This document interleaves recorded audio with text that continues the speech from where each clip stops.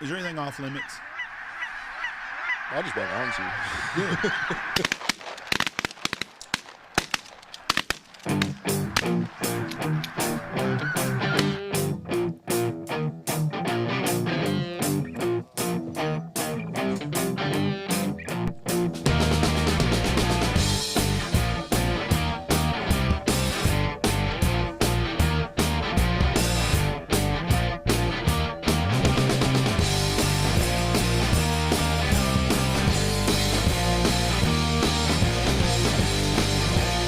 Here we go. 3, 2, 1. Boom, and welcome to the Big Honker Podcast, brought to you by Goose Creek Retrievers. I am Jeff Stanfield with the world fucking famous Andy Shaver. It would not be a podcast if you did not fuck up the introduction. Yeah, it's gonna be. It's every day I do it. I don't know why. It's the only time I script anything out. With us today, from jolly old England, who's homeless in Texas now, Mr. Joe Emberson. Joe, how are you doing? Pretty good. Houseless, technically. Not homeless, houseless. When you told me that last night, I thought that's like a fancy way of being homeless. It's something we've seen other people's. You know, I mean, there's a lot of people that live the way we do because of work and whatever else, and they go with the houseless. It's sounds better than homeless. Kind of like a gypsy. Yeah, I never thought that moving from England, where gypsies are everywhere. Are they still everywhere? Yeah, that was bad. Are the chicks real hot though? The gypsy chicks? Or are they just batshit crazy? Yeah, just batshit crazy. Like, I mean, there's good looking girls, but it's not a road you want to take, really. Because Why not? I promise you, it's like, I mean, they can. They're crazy. You cross the wrong gypsy family and you're in a world of hurt. Really? I mean, they're like what is that movie? Snatch? Yeah. Ooh. Yeah. They're like the redheaded, batshit crazy hairdresser woman. They would all be just like minor league gypsy girls. Because there's a show on it was called Marrying a Gypsy or something, like Big Fat Gypsy Wedding or some shit. And the chicks, a lot of them were smoking hot. But man, they were fucking crazy. Where did they came out of? What, Romania? Is that where they came out of? Yeah, Yes. there's Romany gypsies. In fact, I used to work for a lady that was technically Romany. She, Rummy, that's what they say it too. Yep. Yeah, Rummy gypsies. They're different. I mean, they're nice people. They really are. Yeah. So my dad used to have a restaurant, and they would frequent the place every day. He did like the construction traffic for breakfast and full English breakfast, and they would go in there. What is a full Always- English breakfast? Full English breakfast. Sausage, baked beans, mushrooms, Ugh. fried tomatoes, black pudding. What is black pudding? Pig's blood and suet, essentially made into a. I'd be a skinny fucker if I was living in England. I'm telling you. No, it's good. It's good. Pig's blood. We had that's what we had. We had blood sausage in Michigan. It's what it is. Yeah. Oh, it was horrible. We didn't you- prepare it right. I don't think we threw it on the grill like you would like hot links and stuff, and they burst everywhere. Yeah, no, I mean, it looks a lot like your breakfast sausage would. You know, Yeah. they cut it up into rounds and just fry it. And That's how we should have done it. So you have baked beans, mushrooms. What the fuck happened to scrambled eggs and waffles? Y'all know any of that shit? Fried eggs or poached eggs or I like scrambled poached eggs. Or,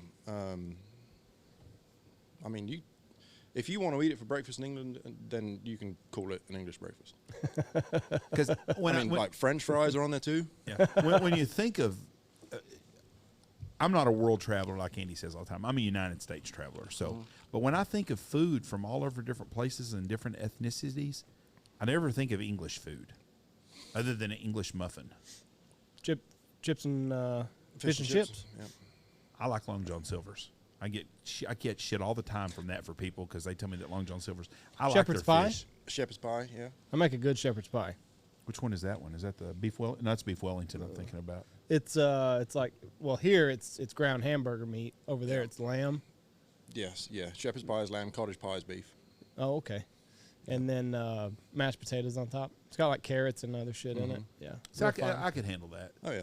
So that what is the staple food of England? Is that it? Sunday roast is about as common as it gets. Like We ain't doing that, are we, Andy?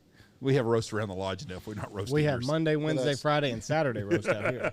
But that's whole roast chicken or roast shoulder beef or lamb or whatever, roast potatoes, all the veggies. It's essentially Thanksgiving on a Sunday.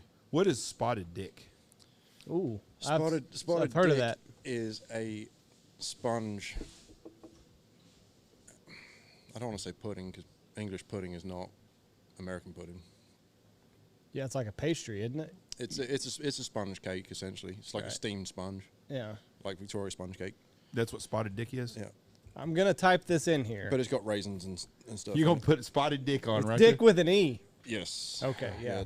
I believe. Well, that's how all Don't spotted. fuck that up. You can't only have good dick unless it's got an E on it. Because with your search history, there's no telling what's going to happen. No shit. There we go. They're gonna. Oh, no E. Okay. A sweet British pudding made of raisins, currants, and lemon. That is, so it's basically like our fruit. What the hell at Christmas time, everybody sings? Fruitcake. Fruitcake. It's basically what it is. And I'm gonna look at images. We'll see. A spotted dick. Yeah. That's not that bad. I can do that. It's pretty good. But I was never one for raisins and currants and that kind of stuff. It was. What's a currant? It's like a raisin. It's like a raisin. I've never been to jolly old England, and there was a time that I wanted to go. Now with all the Muslim bullshit and all them other countries, I don't want to do that shit. No, I wouldn't. But I would like to go. I would love to go to Harrods to see the store. I think it. Have you been to it before? I have not been into Harrods. I've been past it. That I guess I didn't really come from that class of people that shopped in Harrods, honestly. I grew up in Trailer Park, Wichita Falls, so I'm the same as you. So is Harrods like the? It's a place you would go to impress everybody. It's a department store that has a dress code. Yeah. Really? Yeah. It's where Dodie Fayed's parents owned. His dad owned it. Who? Dodie Fayed. Andy, come on. You're a world traveler. That was Princess Di's lover that she got killed with. Really? Where Harrods. Yeah, Harrods. Harrods, right? Yeah, I believe they do still sell shotguns, actually. No shit? But it wouldn't be the kind of shotgun that we would be using. It would be a gentleman's gun. Yes. What's a gentleman's gun? That way I know to buy one. Well, it would be Double like barrel? I shoot Side by side? side by side, but it would be a gun that probably cost $5,000 to $100,000 For two shells? Yeah. Yes. Fuck me. I've seen you shoot 3. What's it fucking matter if you have 8? I shot a lot more than that today. Yeah, y'all were not real stellar with the shooting. Now, I shot my 2. There you go. That's all that counts. Everybody shot there too. as our first, I had a guy from Canada here last week. Now we got a guy from England here. Do you find the American women more attractive? Now you're married to an American woman. That's why I'm thinking carefully. Yeah. No, it's yeah. I mean, it's. I think anyone that goes to another country instantly there's something that you find that you prefer or lock onto. Mm-hmm. The accent would get me. I would love that. Yeah. Is it the good teeth over here? Is that what you find so attractive? I just bought my wife a new set, actually. Really? Yeah. How about my tits? You bought yours teeth. Yeah. Tits will be later on. Don't wait too long. No. We haven't had kids yet, so they're still where they should be. Yeah. She's not quite 31 yet. Well, she's 31. Now I really am fucking this up. Have you discussed these tits with her before? Yeah. Oh, yeah. It's the most embarrassing thing you'll ever go through in your life when you go with her to this consultation. It's just not natural for anyone to be measuring your wife's tits and nipples. It's just not normal. She doesn't necessarily want them, I don't think. It's more of a... Better be real careful here. Prerequisite for having children. Then there's an understanding. There's an understanding. I mean, she really doesn't want them. I mean, she likes the way she looks, and so they're more for you than her. She's an athletic build anyway. Like she's a solid 165, like broad-shouldered. She is going to whip your ass when she listens to this because you told her weight. I'm terrified. No, but I mean, she's 5'10". I mean, so she's just very athletic. She's terrifying. So how did y'all meet? Are these boobs for you then? Yeah. Yes, of course they are. Okay. Yes, 100%. Really. Just like my wife. I mean, my wife. We're done having kids, so it's just something that we've started looking at. Like, when is this going to happen? I don't want to talk about Jesse's boobs. Why? It's just not something I want to hear about. Like talking about your mom's don't bother me, but yeah. Why does Jesse's bother you? She's like my daughter. She's my daughter. Jeff. You it's asshole. It's a don't natural. Be a fucking pervert. It's a natural progression. We've had kids. Kids are over with. It's time to some bolt-ons. we'll have kids eventually, but that's a whole other ballgame we won't go into on this one. Somehow I think you're going to end up leading yourself into that. No, I'm not. No. Where the fuck are we going with this? Boobs. Boobs. Yeah. American Oh, women. no, American what women. did you American find attractive women. about American Yeah. women? Yeah. So, coming from England, you know, let's go back a step. So, you leave school at 16, or have the ability to leave school at 16. Mm-hmm. Legal drinking age is 18. Mm-hmm.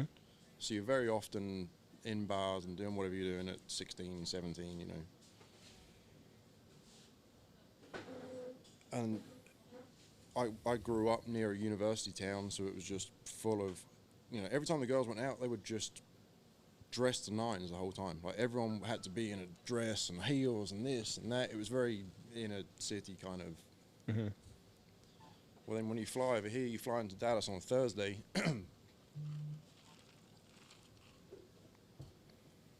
You've never been in Texas before in your life. You walk out and get in 3 big F-350 King Ranchers and get shipped across to Vernon, Texas. Yeah. Make your way across the field and end up in the VFW. And you got 15 English guys in there. Well, the VFW here was used to it because the Harvest crew would come in every year. Had been since mid-70s. Just so happened that there was a bunch that a pipeline was coming through town, and well, she worked for them. There she was. There she was. And now that's Which at that point I was 5 o'clock shadow, virtually clean shaven, Harry Styles haircut. You know, typical English bullshit. gentleman. I don't know what a Harry Styles haircut is. It's real. Not like when he was. Yeah. I'm talking 2013 Harry Styles, not fucking not Ladyboy Harry Styles right now. Ladyboy Harry Styles. I don't know who Harry Styles is, so is he? Well, neither do I. Well, you referenced him on your haircut. Yeah, that's because that's how I was told it looked. So you come over here and you've got a girl from Texas. Yes. So she's a Vernon, Texas girl too. No, she's a Center, Texas, Nacogdoches, east of Nacogdoches. Take Ollie out there, Blake. Poor So- Blake walks in and he's already put to work, taking orders and all that. He hadn't even eaten yet, Jeff. Don't let Lou He left out, at just 2:30 Ollie. this morning to get here, and you're barking orders at him. No, I mean just let him in here. Just But not him, Lou. Not him. Just him, not Lou.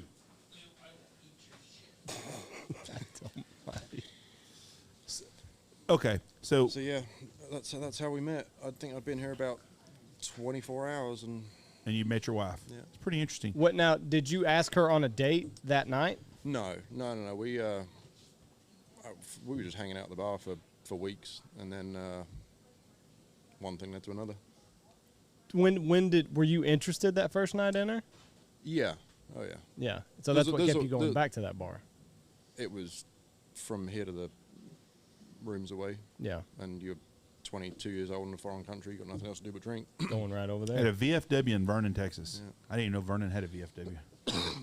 Who else is in a VFW in Vernon, Texas? Is there a young crowd? No. No, it's all old people. Oh, well, I mean, at that point there was, because pipeline was through town, so I mean, everyone was from out of town. Mm-hmm. And Because everybody from Vernon goes to Wichita Falls for the night. yeah, I'd imagine so. That's- We never did it. There was a lot of young people from Vernon. When I was young, there was a lot of Vernon people hung out the same places we did. Which we weren't here for long. I mean, Custom Harvesters, we were here for, we were based here, the business was based here, and then we'd go to the Panhandle, and then up through the Grain Belt, and we'd end up in Montana.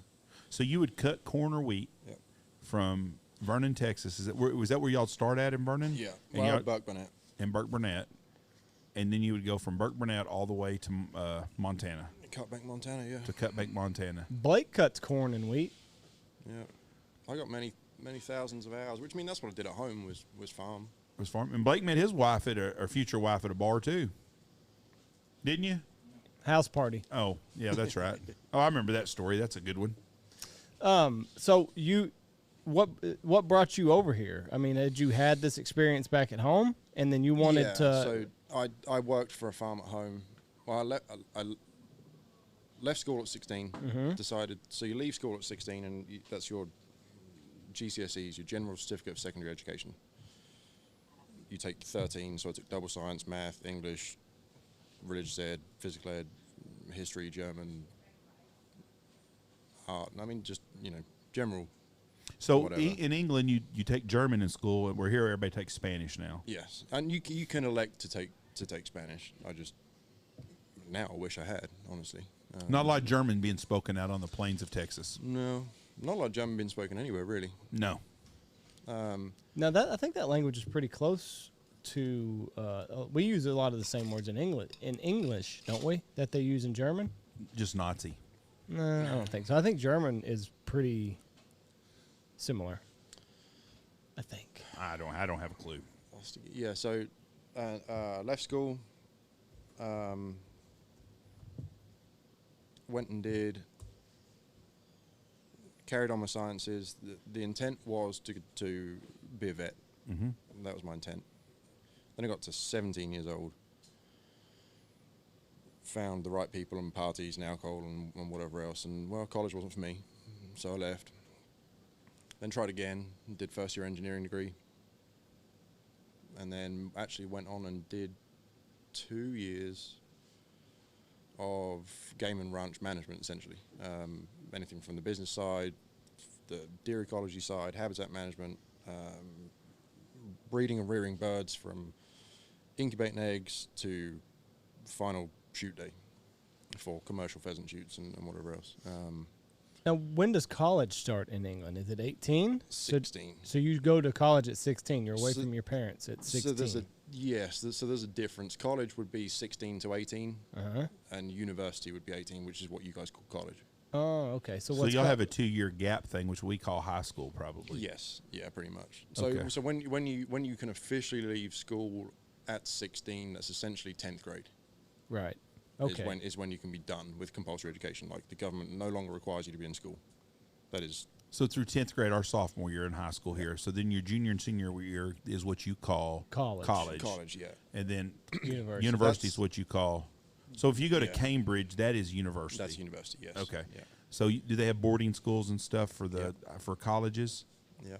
Okay. And even at 16, you can go. A lot of the time, if you leave school at 16, that's when you will go to a trade school. Do you still have is the class still big in England still, like with the Blue Bloods and the Royals and the Sirs and all that stuff? Oh, yeah. That hasn't faded out over time? I mean, so it's I mean, they're everywhere. I mean, in fact, my wife and I were just going through this the other night, watching whatever new show she'd picked up on, and it's probably the one, Downton Abbey? Don't. That's a great show. No, she hadn't started watching Downton Abbey. I think it was, I don't know. But I mean, like, my local area is Chichester, Goodwood kind of area, and Goodwood is, the Earl of March is over Goodwood, so he is still an Earl. The Earl of what? Earl of March. He is still a true Earl. What is a true Earl? So he's got royal blood? Does he get attacked? Does he get? I'd be lying to you if I told you. There's so many different, you're a duchess, you're a prince, you're a princess, because they're not all called the same. It depends on,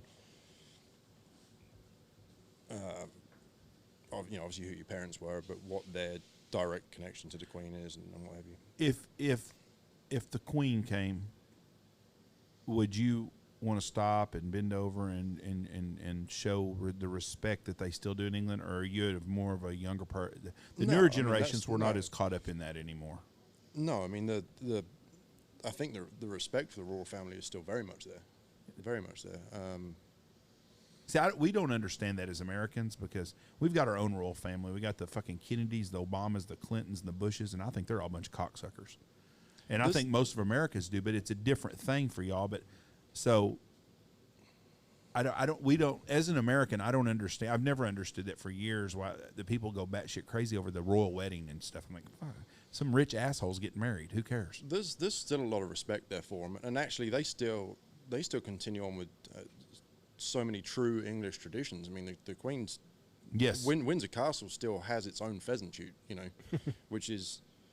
She's a huge outdoors lady. Yeah, massively. I watched The Crown, and I know it's a TV show, but I really enjoy it, and I like history, and I found a lot of it. Started watching. That's it. I found it very fascinating and interesting. I also feel sorry for a lot of those people. Like Prince Charles is a weird fucker, but why wouldn't you be if you had to grow up like that? I mean, for instance, 6 years old, your parents shove you off, and I just Prince. I mean, obviously Prince Philip died this year, I believe. So what do you think it of? was this year? He was. If you look up some Prince Philip quotes, that man was not PC from the. No, he was a freaking horse's ass too. Yeah, I'm proud of it. Yeah, I mean, he's what you expect the rich over blue bloods to be like. Yes. Prince Charles comes across as a big pussy. No, I mean, but his daddy was not. His dad was a womanizer.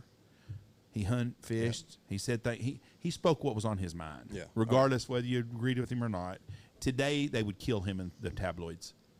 I really think that when the Queen dies, I think you're going to see a complete difference of tradition there.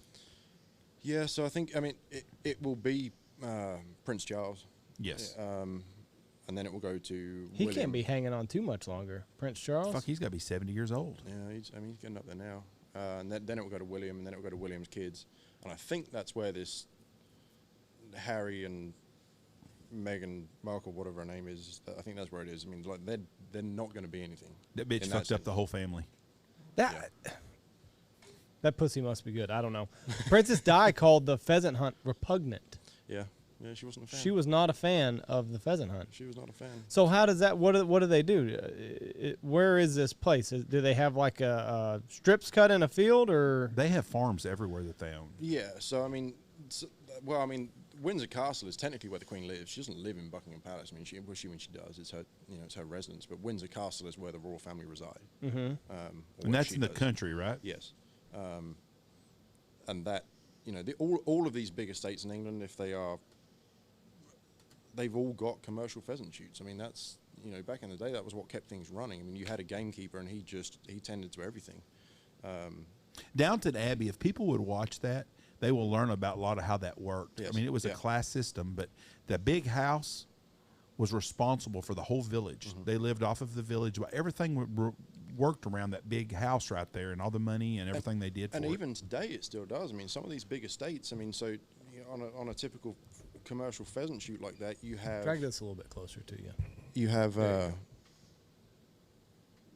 They call them their beaters, and they beat through the woods. Well, they're all local kids. They're 8-10-year-olds that are paid, £20 for the day, right, to come out and be in the outdoors, and and it's a long day. I mean, you're walking miles, but they love it. And that those are the kids that go on and continue on these traditions and are still involved in the countryside, and they're still out and about. They're farm kids, they're doing this, whatever else, and that's how I started essentially. It's an interesting, that whole system and the way they do things and the way they dress, the attire, everything, and Andy was so close to having it spot on.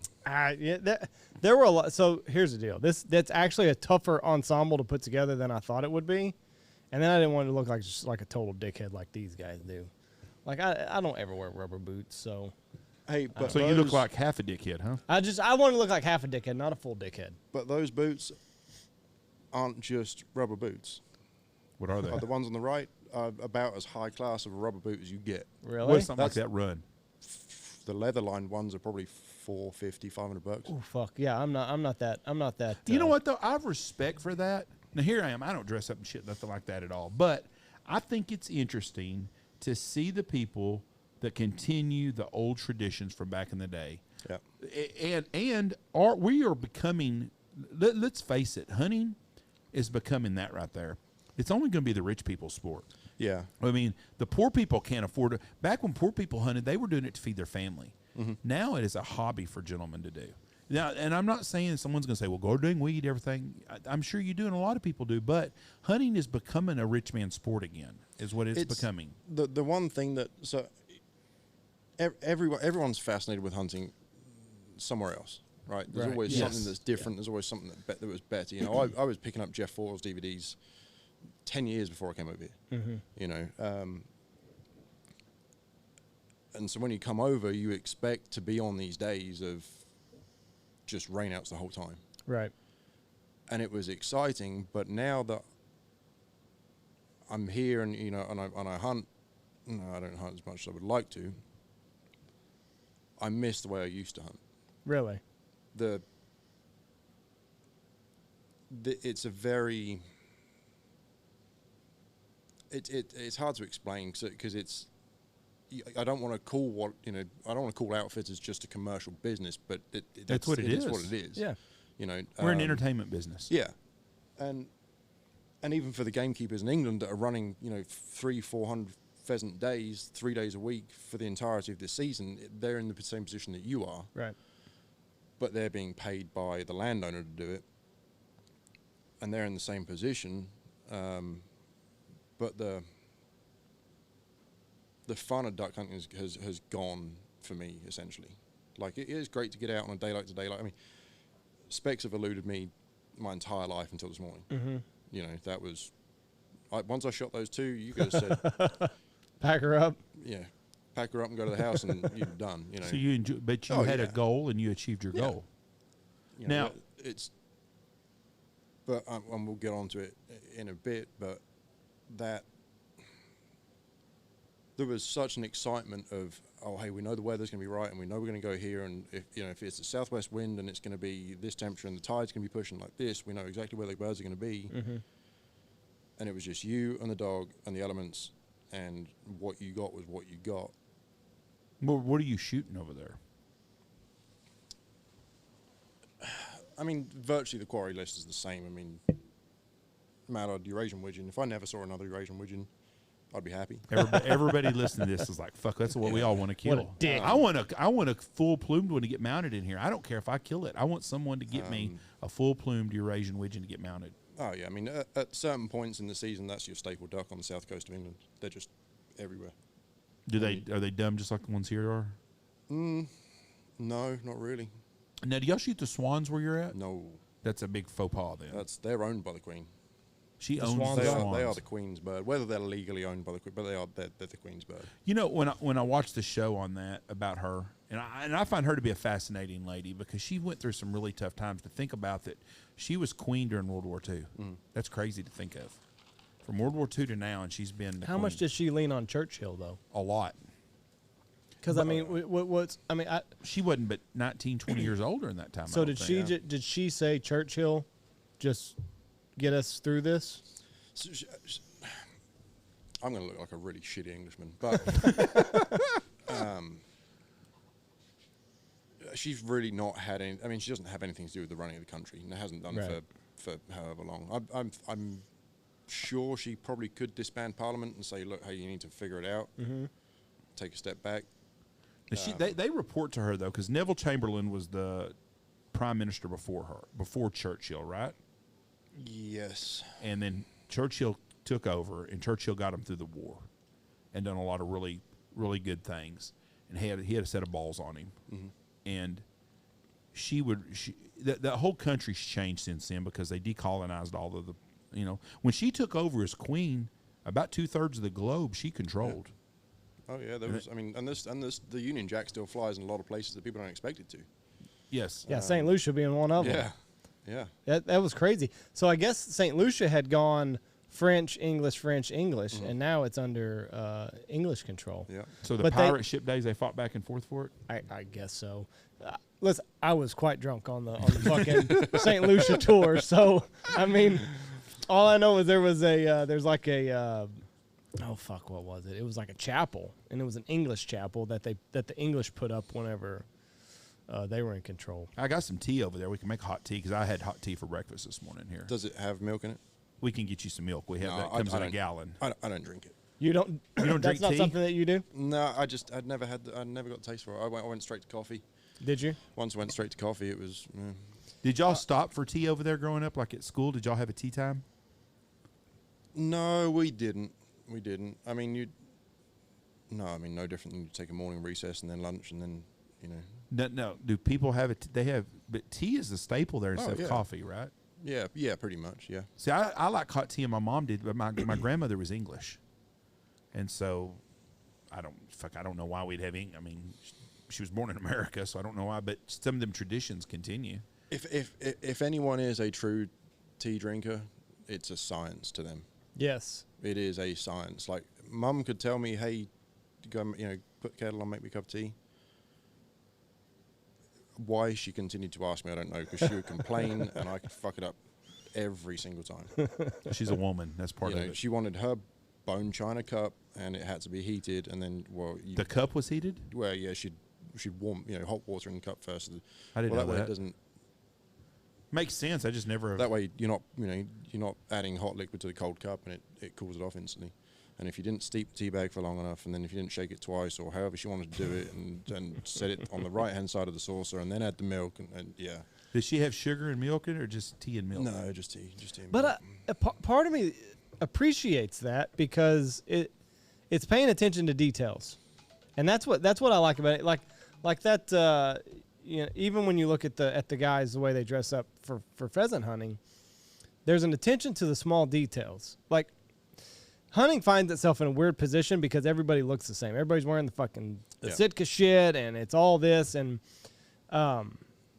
there's no attention to the small details. So something like that, whenever you're making the tea and like it has to be done this certain way, is something that I appreciate the older that I get. Yeah, and it's and I guess that's the nice thing about the pheasant hunting. I mean, I'll call it an industry because that's how it is.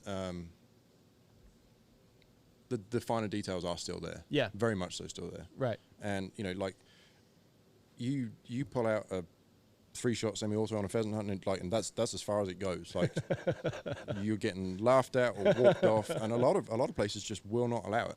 Mm-hmm. You know, end of story. If you want more than 2 shots, you better double gun and you better have a loader with you. and a lot of places do. A lot of places it's necessary. The volume of birds they're putting over your head in one single drive is in the thousands. Yeah. Now, it's essentially pass shooting compared to walked up, you know. Right. And some of this stuff now is getting to the point where it's 60, 65 yards up, and that's what people are looking for. You know, they're trying to find these high bird shoots and these high volume, you know, shoots. Now, are these birds? Do they release their birds the day of the hunt, or do they No. just so they're there all the time? They will. Some places will buy in as day olds, and they will rear them in a shed, and turn them out into release pens in the wood. Or some places will buy them in at 3-4 weeks. So you're hunting planted pheasants that maybe they're a month, that are running wild everywhere, basically at this time. Yes, season opens October 1st, and a lot of places, they'll get their birds in towards the end of the summer, midsummer. Is there no native bird there? Now I know pheasants are native to China, so I know that. But are there any pheasants that are like in Nebraska, North Dakota? Do we have pheasants that are breeding and repopulating in England? Yeah. I mean, so there are wild birds there also. There are wild birds there. Yeah, I mean, you're going to see pheasants all year round, whether they are just birds that didn't get shot.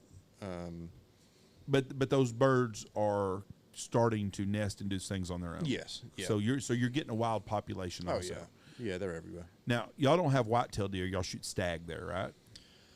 So red stags are you're going to be that's y'all's Scotland. Elk. Yeah. Deer in England. So everyone gets a hard on over here about shooting a big fallow buck. I could take you to Petworth Park in England and put you on probably 1,200 from here to your truck away, and walk right up on them. They're everywhere. They're a nuisance. They're just everywhere. Roe deer is a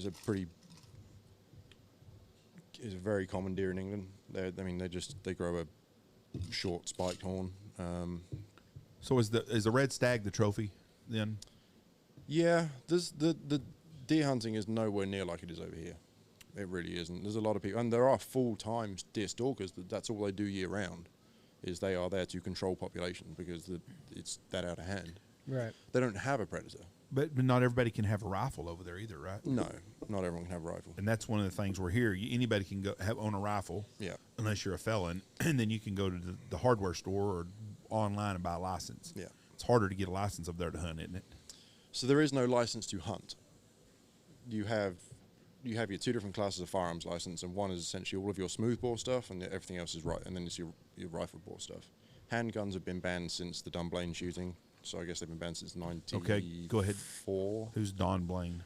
Dunblane was a school shooting, and that was how England handled it. There was a school shooting, and handguns went just like that. Now, was there a confiscation, or was there a? It was they essentially revoked licenses, and it was an amnesty. Turn them in. So you had to, before that, you had to have a permit to Yes. carry to have a pistol. Yeah. And then after that, it was Well, you tournament. weren't carrying it. It was just you owned it and You you owned used it. it for So there was those no purposes. there was no No. concealed carry or anything No. like that. So what happened on this case? Kid was, I'm assuming he was a kid, walked in and just shot up his school. I would be lying to you if I said. I was probably. It was early '90s. You'd have to look it up. What dig was it his up. name? I can look it up. It right was here. Don Blaine. Dunblane. It was a school. That was the name of the school, I Oh. believe. Dunblane Massacre. It was in Scotland, 1996. So after that, they took all the Dunblane. guns away. Dunblane. Okay. Yeah, I believe that was when the handgun ban came in. I would. So everybody just turned them in. Yeah. That's crazy. How many So- people still have them that didn't turn them in? I wonder. Probably none. I mean, instantly that becomes the black market. I mean, it's just There's got to be a lot of people that didn't turn their guns in. Has to be. Why would you say so? Well, in America, what do you think would happen? Well, Jeff, there's a reason we separated from these people a long time ago. Yeah, because we ain't giving up our guns. Listen, was, the whole reason we separated from them was because we were sick of the government shit. And we got the same thing And now, going on now. and now look Yeah. at us 300 years later. We're right back to the shit that we left. I think what we need is take all our politicians and send them back to England. Ooh, fuck! It looks like these were Don't like do little that. bitty kids. Yes. Like second Yeah. graders. Oof. Yeah. So some wacko with a gun I'll read killed about it. massacres, but just 16 and a teacher. Oof. And so- 1996. That was when was Columbine? Columbine was 98. like 92, I think. I Or may 94, have the I don't dates. know. I may have my dates crossed, but I'm No, pretty this sure says that was March when 6th, March 13th, 1996. I'm pretty sure that was when the handgun ban came in. I was young enough that I vaguely remember something about it. It's crazy with the common sense that goes with that. So we're going to get rid of all guns instead of just Columbine if someone was there would have 99. had a gun and shot the dude, then maybe none of this would have Yeah. happened. You know, we Columbine don't, was 99. that's It's- nuts. So So they got rid of handguns, but shotguns, still so you fine. can still shoot shotguns. Yeah. Now, you duck hunted a bunch over there. Yeah, What's the daily bag limit there? there isn't. There's no bag limit. No. There's not enough people hunting that it makes that much of a difference, is it? No. I mean, whether that is the reasoning behind it or what, I don't know. But there's no daily bag limit. The only bag limits you may have may be club imposed. Yeah, but for your personal deal, is it hard to find places to hunt though? No. So if you want to go duck hunting in England, you don't have to buy a license. You just have a license to be able to have a gun. Yes. And then you can go shoot a gun. You can go shoot these. Is it frowned upon in other people's society when when you find out you hunt? Do they look down on you for that, or is it? No. England seems to have it has it's much like here. There's certain political beliefs within Every the entire- society's that way. The entire population, and Yes. some people agree with it and some people don't. There's also a lot of people that you wouldn't expect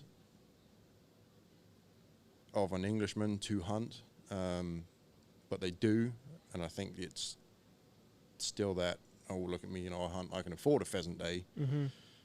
It's just that rich men hunt kind of. Well, the aristocrat. What's the word I'm looking for here? The wealthy old Englishman. It's a class thing for him. Where in America, if you went to Manhattan and hung out with a bunch of blue bloods who think they're better than everybody, hunting is not something that they would find. They would look down on you. I Yeah. think Yeah, about. yeah, yeah. Where in England, it's an old. Well, he hunts. He's a blue blood. He's royal. He's a earl. He's the Earl of Nottingham's third son or whatever it is. So it's not frowned upon in those circles. Where in America, a Yeah. lot of times it's frowned upon by the liberals that you would kill something. There's so many different types of people that hunt in England, though. Like the wildfowlers, waterfowlers, they're wildfowlers in England. That's tend to be seen as the lower classes sport. I mean, you were out. Just some redneck bubbas. You were out in the salt marshes. You were head to toe in shit. It was freezing cold. It was bad weather, and it was you were out to fill the pantry at the house. You were out to fill the freezer. So the people here that think they're really something because they like to do it and they're putting everything they got into it would be shit looked upon in England for.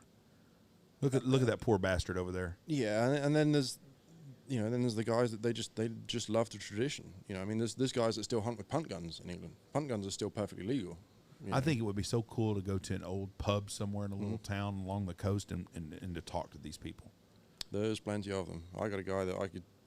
You wouldn't be able to understand much he was saying, but his legal name is Mallard Green. Mallard Green? Mallard Green. And he is one of the best guys. And, I mean, calls are worthless to him because it comes out of his mouth, and he can talk to these birds like. So does he start hunting October 1st? Waterfowl opens September 1st and runs through January 31st. How many days will he hunt out of them 120 days? Shit, as many as he can. That's 150 days. Would you think he hunts 100 days out of 150?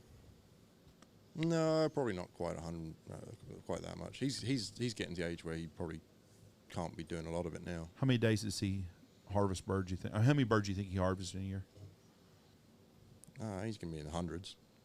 Is he using wooden decoys, or does he use the modern stuff? He uses whatever's free. That's what I'll say about that. You were right. In response to this public debate, the conservative government of Prime Minister John Major introduced the Firearms Amendment Act of 1997, banned all cartridge ammunition handgun, with the exception of the .22 caliber. So Mallard, he's got a lot of Democrat in him. He sounds like he gets free shit. He's such a good guy. I mean, he spent most of his life working for farms and pest control and whatever else. And what he doesn't know, like if he doesn't know it about the outdoors and the countryside, it's not worth knowing. He is one of those guys that is just, and he's wild. Is there a lot of old villages there in England Yes. when you get away that it's still things are way back it was like a long time ago? Yeah, not necessarily a long time ago. The West Country, going down towards Cornwall and places like that, that's still very, what you'd call old-timey. All the old pubs and everything is still open. I mean, that was every night when I left work, come out of the farm drive, make a right, and about 100 yards down and go into the Fox and Hounds. And the fire was always light. You can take the dog in, you can go in your muddy boots. I mean, low ceilings, oak beams. How old was it?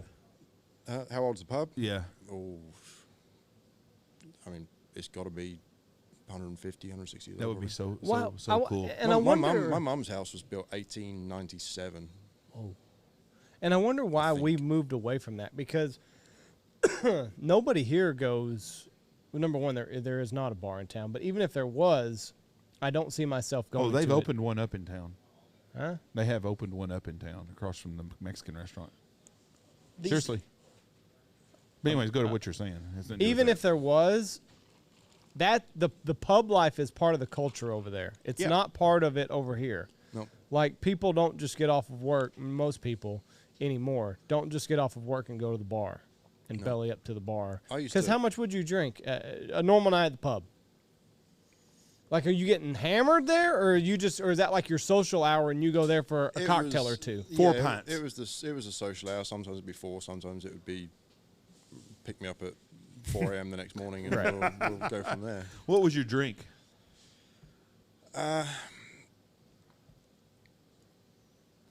It depends. So, I mean, everything's on draft. I mean, you get bottled beer, and you'd recognize some of the names, but a lot of it is there's a lot of local breweries.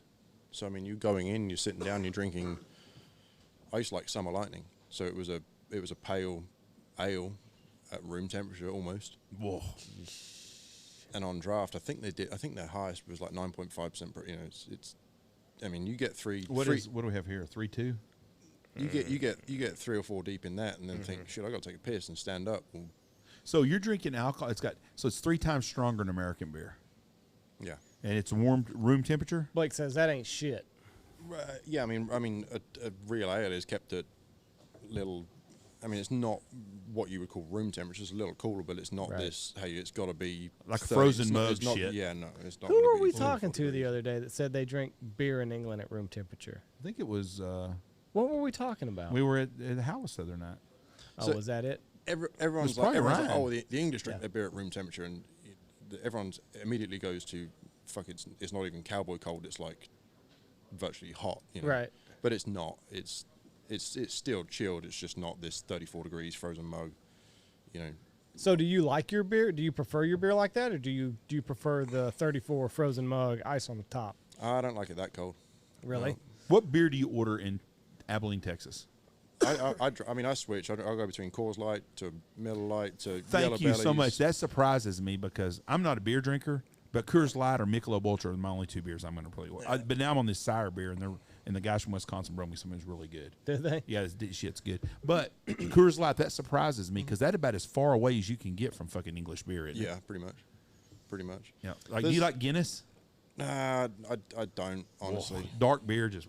I don't. But that's what I was going to go on to is talking about the culture. You know, you leave work and you go to the pub. Yeah, well, yeah. When I was 17, 18, so I was working part time at a local bar that's it's a gastro pub. Okay, so the big hotel in London called the Ritz. The guy that used to be the head chef there bought this pub in the south of England, and everyone wants to go there. Yeah. Everyone wants to go there.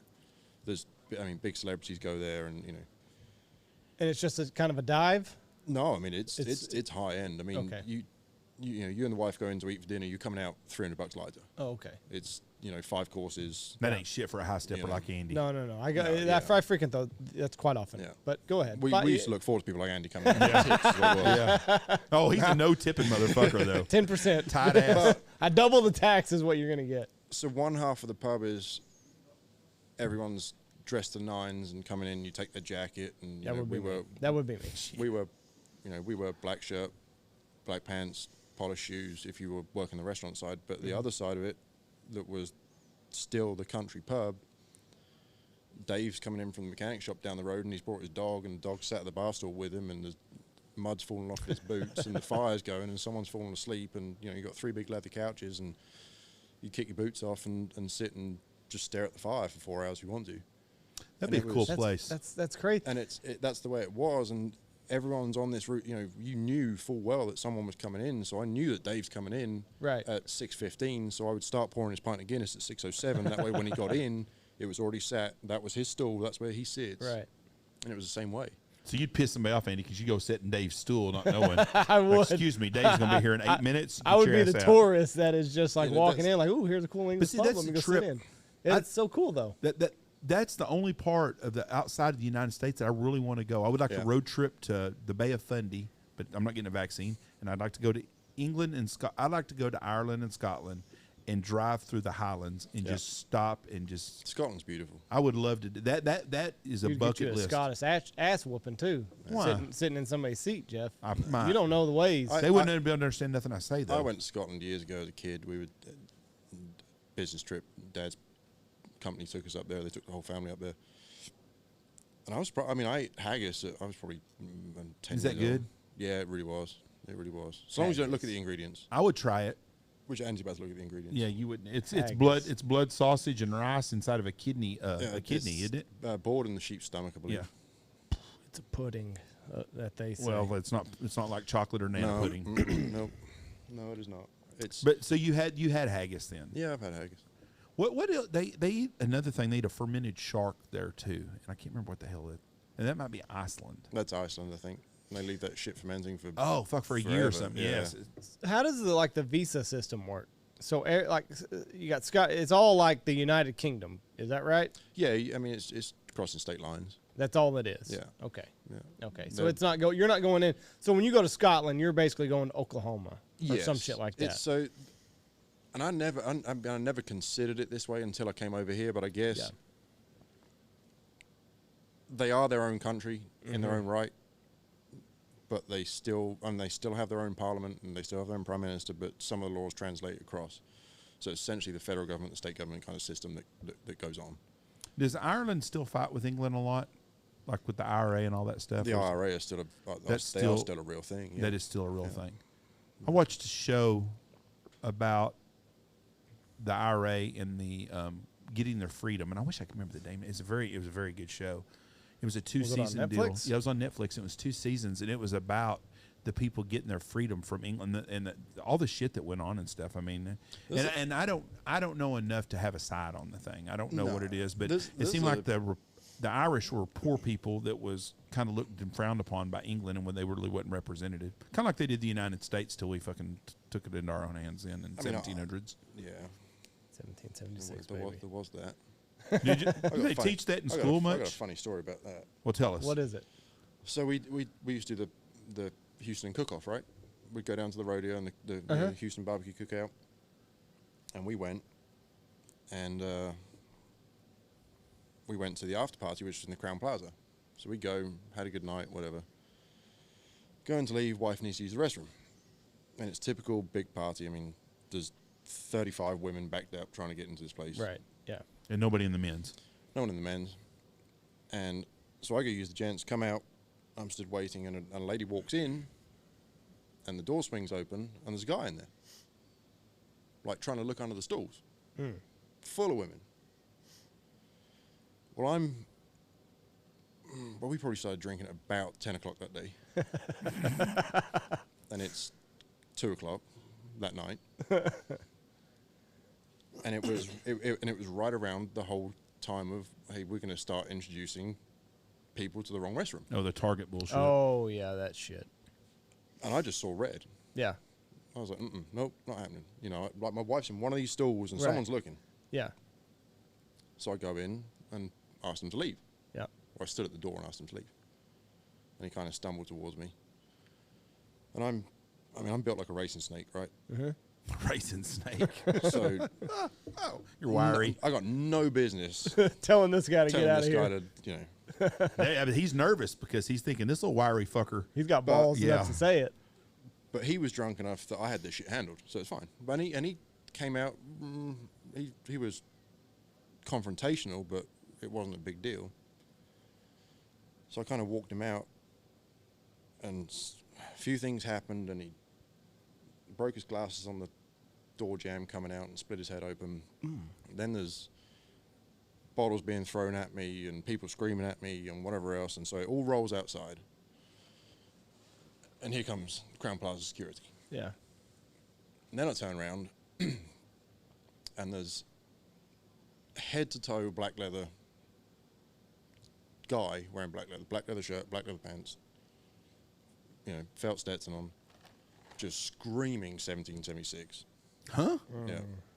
This is why we got rid of you, motherfucker. I mean, he was going. Why? Because I kicked a off on fucking me. pervert out of the woman's bathroom here. Yeah. He should be happy. Apparently, it wasn't my position to do so. Well, Because you were from England? Yeah, then What some, the fuck then is some going girl on? behind him is screaming that I tried to choke her out on the way through. So here comes my wife. She's trying to get involved. And then out of nowhere is this guy. I just hear, I did 4 fucking tours in Iraq and blah, blah, whatever else. And this guy is a monster. Well, I'm looking up at him thinking, fuck, this is going to hurt so bad. Like, this is going to be terrible. So I'm trying to tell my wife, shut up, because she's... Oh, that makes she's it wanting- worse. She's wanting to put her 2 cents. Like, Yeah. she's sticking up for me. Yes. But it's making it worse for you. And security's there and everything, and so eventually they were like, look, you've got to leave. I'm like, okay, I'll leave. But I'm just going to stand, you know, over here. Uber's coming. Yeah. They're going to get me. No, she wanted me off of Crown Plaza property, this security guard. Fuck. And she unsnapped and stood with her hand on the butt of a gun. Oh, God. And like, you got to leave. Jesus Christ. So at this point, I'm like, look, lady, I'm tired. I'm now kind of roughed up. Yeah. I'm drunk. I've been doing this for way too long. Either put me in an Uber or put me in a body bag. Like, hurry up. Right. Figure it out. If you're going to squeeze it, like, let's go. I'm tired of waiting. And so they wouldn't even, like, Wouldn't let you stand there. The drop in the curb Yeah. to cross from one side to the other wouldn't let me cross it. Jeez. Because the blacktop ran out into the drop curb and she wouldn't let me cross it. There's it. That Now, was the last time we went to the rodeo.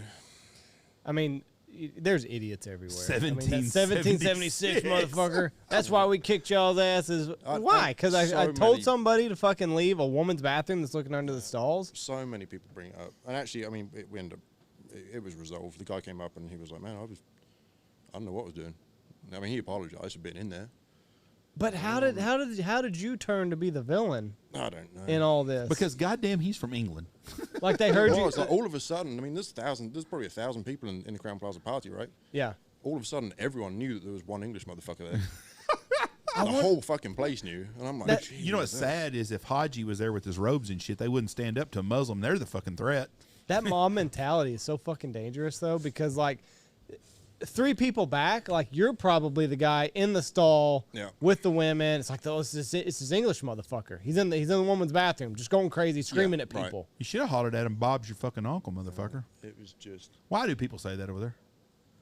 I don't know. There's a lot of sayings in England that were so commonplace for me, and now you bring it up, I'm like, fuck, I don't know. Bob's your uncle. Bob's your uncle. Yeah. Bob's your uncle, Fanny's your aunt. Yeah.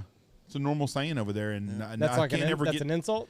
No, No, it's just a saying. It's just a saying. It's just a saying. like if you said, "Hey, what's going on?" Bob's your uncle. Yeah. I mean, I don't think there's there's nothing rude about it, is it? No. Oh, It's no. just it's like a greeting kind of deal, or just a. But I've had people. I had an oil company here, and they had a lady from England, and I said something. She said, "Bob's your uncle." What the fuck are you talking about? Bob's my uncle. Fucking Bob. But then, but nobody's ever explained to me what it really means. And I am not the man to do that. I don't think nobody else knows either. I think they've been just saying it. There are some things that, shit that people ask. That a common one, which I have lost a lot of my accent now. I mean, it was really No, thick. you've got it good still. And people, stupid shit like, have you met the Queen? Yeah, I mean, When was the last time you met Trump? Yeah, You know? yeah, exactly. Yeah, exactly. That's exactly right. Like, I don't- Trump you coming don't- into your house, Yeah, you like, don't just- what's going on? Stroll up, and now I was on a pheasant shoot with Princess Anne, who is her sister, and she is as normal as they get. Really? Princess Anne is whose sister? Sorry, her daughter. Yeah, and she seemed like the coolest one of all of them. Yeah, She had a sister that was good looking, wild some bitch too. she was on a hunt. I don't know if it was one that we did through college or whether I was just a beater on one of these days. I think I was just a beater. She had a sister that was real wild as hell. Partied with everybody, and I can't remember her name. Princess Margaret, maybe. I can't remember what it is. You're the English guy. You should know this shit. Jeff, That'd be like someone so asked- many of them. Take the Mickey. Is that another one? Yep. That's like Like taking someone. the piss. That's like someone thinks that you know. Oh, do you know Sean Connery? Yeah. Yeah. Yep. See him the whole time. Yeah. In fact, I used to pour his pint of Guinness at 6:08. Yeah. No, I mean, so the south of England does have a lot of people. I mean, like, Keith Richards has a house down that way. You know, it's not uncommon to see him somewhere. Now, wasn't his dad like the king in like 1642? Oh, shit, I don't know. Motherfucker's old. He is up there. He should be the poster child for doing drugs Yeah. and rock and roll because it'll make you live forever. According to him, yeah. He's 80 years old, isn't he? Shit, got to be. That's crazy. He's Yeah, gotta be- because he's the gotta be up fucking Stones come out in the late 60s. there. Yeah. That's absolutely nuts. And I'm not a Stones fan. We're getting so deep into the 2000s now, though, that even, I mean, I'll be 32 in a few weeks. And you think, oh, well, it was only 5 years ago. Fuck, no, it wasn't. It was 20 years ago now. You know, it's... And Ozzy's Englishman also. Yeah. So do you notice people that have thick accents here, or do you not notice that as much anymore? Well, fuck, I'm sure it's all a thick accent at first. Well, I said Yeah. now. Like, do you notice Michelle's accent? Because Michelle's got a lot more of a twang than anybody else does around here. Not really, honestly. See, because you're in Texas now, so Yeah. it's just a common deal. Now, these guys that are from up north, yeah, it's like, Yeah. oh, fuck. Yeah. You know, that's alien to me. Now, can you tell accents from over there? Like, oh, you're from such and Yes. such. Just Yeah. like we can tell, like, hey, you're probably from somewhere up north. Yeah. With these guys over here. The language and dialect in England changes just the same way it does here. The further north you get, the more it changes. And it's the same with east to west. Really? It's the same. Do y'all have a Texas over there, an area that just is different than everybody else? Because we're different than most places. Texas is completely different than most other states. Quite bombastic. Texas is so far different from anywhere that I've ever been. How And- so? In a good way or a bad way? I mean, you in a can. good way. Yeah. Right. And even had it not been for obviously, yes, I've obviously met my wife, and she's Texan, but had I flown into anywhere else in the States when I first landed in April 2013, I wouldn't have stayed. Really? It Oh, was. yeah. It was a, Texas within a week was like, shit, I've been here my entire life. Everyone's friendly. Yes, for the most Everyone's part. friendly Yeah. for the most part. Other than the assholes in Yeah, Houston. Houston. That was. Fuck them. But Houston and Austin, we don't claim those. But you know, I don't know if it's just a Texan deal with the friendly. I think it's a Midwest thing in small town anywhere in America. But you're not going to go very many places where if something happens, you're on the side of the road where people are going to stop and ask if you need help like they would in Yeah. Texas. Everybody waves to everybody. I mean, that's just the way we do things. Yeah. And I had. I broke down in my wife's truck on my third trip this week from Abilene to Tulsa, and I was just across the state line. Just, is it 44? Right as it turns to 44. Right north of Wichita Falls? North of Wichita Falls, right before the Loves. Uh-huh. Broke down, and I managed to get off the side of the road. There's that little gas station casino up there. Mm-hmm. Trust me, casino, that's right up Jeff's alley. Yeah. Exit he knows where it is. Yeah, exactly. Just managed to get onto that exit to get out of everyone's way, and tired, pissed off, knew exactly what the problem was. Cars blowing by me, and I'm under the hood, like I'm sat on top of the motor. I'm under the hood. Sorry, English. Sat on top of the engine, under the bonnet, and the only car that stopped with Texas plate. You need some help. You need some help. Mm-hmm. I said, no, I've actually got it. We should be good. I've only got another 5 hours in front of me, but I'll make it. But he stopped. And there was so many things when I first came over that seemed so strange that now is so normal. To stop and bump into someone in Walmart parking lot and shit, before you know it, you've been stood there bullshitting for an hour, just passing the time of day because, You know what? I don't notice. I notice when people don't use manners. Mm. And I'm a very rude person, but I use manners. Yes, sir. No, sir. Yes, ma'am. No, ma'am. Bump into somebody. Pardon me. Excuse me. When I run into people that don't do that, that wears me the fuck out. Oh, yeah. And when we're the up, same way. and we're up north somewhere, and I'll be like, yes, ma'am. No, ma'am. Yes, sir. And I'll have especially older people, older ladies especially, like if they're a waitress somewhere, they're like, it is so refreshing to hear people that use man. And I'm thinking, there's not ever, and that's common here. Yeah. I tell you what wears me out. Last night, my wife and I, we had to take my friend back to the airport in Abilene. We had dinner. We sit down for dinner, and the people behind my wife, there is a husband, a wife, and about probably like a 19, 20-year-old kid. He's got a full beard. He's having dinner with his parents. He has on Beats headphones, and he's got his cell phone, and he's doing this the entire time. Did not touch his food, not one bit. His parents had to box up his fucking dinner so that they could go home. Oh, fuck me. That's bullshit. I was like, what in the fuck is going on back there? Beats headphones, never looked up, and he's doing this the entire time. I looked the entire time to see if he ever engaged his parents, who paid for his meal, boxed it up, and I'm like, this fucking kid's 20 years old. I'd have probably apologized to his parents. I'm like, what the hell like, I am so what are sorry. we doing here? And That's so embarrassing. Raising a victim. Yes, exactly. Raising a fucking pussy is what they're raising. A do-nothing pussy for the rest of their life. it's, I don't know. There's so much over here that you guys have got so right, and there's so much that's going so wrong. And even in the 8 years I've been here, Oh, we're going wrong. We're down the wrong Going path wrong real fast. and it's and the bad part about it is the world revolves around the states, damn near. They do. Yeah. We are Unfortunately. the wallet and the manufacturer for the world. And that don't mean everything comes from here. That don't mean other place. But the whole world's economy and everything revolves around the United States. And that's sad, but that is a true statement. And anybody can argue it, but you can look and don't take long to figure it out. It's not even necessarily that concerns me. It's the social constructs that Right. come out of the states Right, that's where it's yes. bad. Yes. It's What you know, social norms yeah. are going on in the States, because that's what gets adopted. American everywhere else. exceptionalism is what made America so great. Yeah. And it's not that other people couldn't do it, but it was everybody kind of looked at us as like, they got their shit together. They do this. They have pride. They have it. We don't have that anymore. Everyone in England No. saying you fucking sympathiser is what they're thinking of me, traitor. But it's I've been fortunate enough as a kid to travel a lot.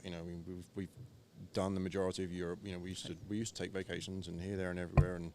And we did Disney and stuff over here in '96, '97, and '97.